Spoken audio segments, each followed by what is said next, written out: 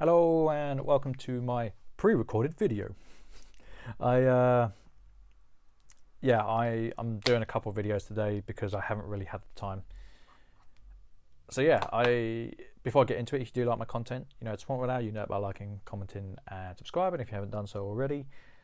Today's one's going to be talking about a few issues I've had with business. It's going to be titled something along the lines of how not to do business.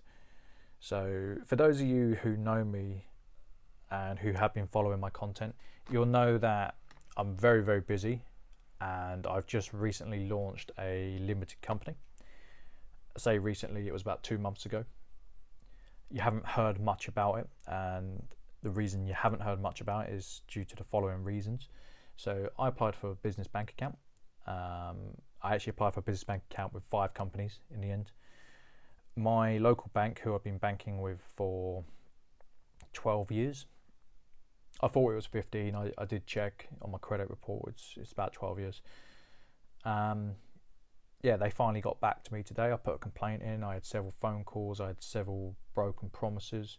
It will be done. It's all ready to go through, and I had to liaise with certain people. And today I got a phone call from the complaints team, and they asked me to explain it, and I just said to them, so I'm going to be completely frank with you. I've got a business bank account elsewhere, and they did it in, I think it took them 4 days,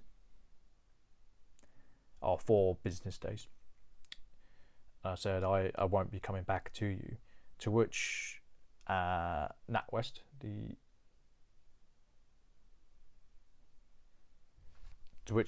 who I actually applied with, it was really strange. They offered me like a hamper. They're like, "Oh, are you sure we can't change your mind? It's not acceptable that we've taken this long." And I said I'm just done with it. I don't understand how, since I applied, I worked it out. Since I applied for that business bank account, I've turned over £100,000. I've done 6 figures. It's slightly more than 100,000, but I've done 6 figures. I was like, and you can't even file some paperwork. Why would I have a bank account with someone who it takes them 2 months to file some paperwork? If I'm going to scale my business, which I will, why would I even bother? If you cannot do the most basic of things with, no one minds it. It takes a little time to get things done, but if you can't do the most basic of things within a structured time frame, I was told 2 to 4 weeks, which I thought, you know what, that's okay. But for something to take, let's count it. So 7, 12, 1, 2, 3, 4, 5, 6, 7, 8, 9 weeks. For something to take 9 weeks, there's no incentive for me to do business with you, because if there's a problem or I need help with something else, it's going to take so long to rectify it. I don't have time for that. I've barely got time for running the business in its current capacity. I work very, very long hours, and it's not okay, and I'm not putting up for it. I won't be coming back. And he was like, well, if you change your mind, I'll keep the application open. And I said, it doesn't matter if you keep the application open. I won't be banking with you. I've got half a mind to actually take my personal bank account and move it elsewhere as well, because I feel like you've monumentally let me down.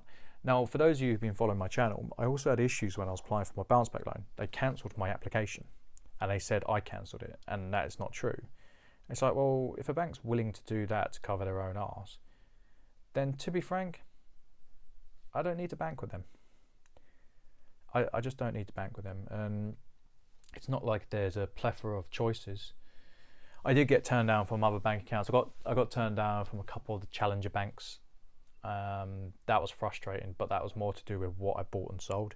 It was actually in their terms and conditions, which I didn't read properly until afterwards, that they don't deal with companies such as coin dealers and forex traders, etc. Bullion dealers also. I don't know why that is. It's probably more regulation. Maybe their systems are not as robust as the main high street banks. Then that's fair enough. But that certainly isn't a way to do business with people. So you can see here I've got some stuff in. These all come from trades.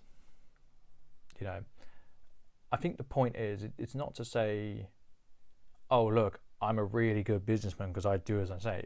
It's the point I'm trying to make is, when you do business properly, you make profit. It's a byproduct of providing a service or a product. You know, it's a byproduct of doing your job well. And it's not difficult. It really isn't difficult. Now, if you're struggling to keep up with demand, you get to a stage where you either have to soft close things down. So you say, sorry, I can't take any more business on, which is, I'm probably close to that point. Or you have to hire someone, or hire multiple people, and you have to train them, and you have to make sure that the standards you set are continuously met. Now, I don't always get it right. Like, I've had occasions where, I'll share it now. It was a bit of a sore topic. This happened maybe about a month ago. A gentleman messaged me.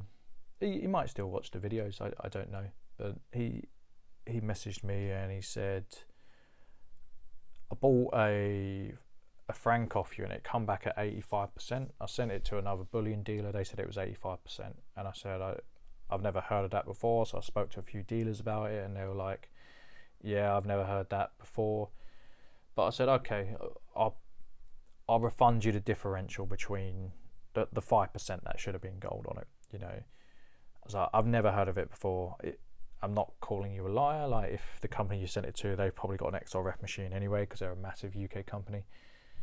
It's fine, don't worry about it. And he said, okay, like, if you get any Latin monetary union coins, please come to me. And I got some in, and I said to him, I just pinged him a line and said, look, I've got some of these in. He said, I don't really want them, but what do you want for them? I said, just make me an offer. And the gentleman offered me, I think it was like £2.67 over spot or something ridiculous. And I was so close to just spitting my dummy out. I thought, you're out of order. And I called him out on it, and he said, if you're offended, you're offended. You know, it is what it is. If we don't do business, we don't do business. So I probably should have bit my tongue and just said, thank you, but I'll decline. You know, but I can't always be the consummate professional. I'm a human being like everyone else, and there's things that rub me up the wrong way, and that was one of them. You know, I came to him because I felt like I made a mistake before. I didn't have any proof that I made a mistake, but I felt like I had to kind of put it right. And I just didn't appreciate. I would have preferred he said, they're not really for me, but thank you anyway. Because in truth, like, he offered 240.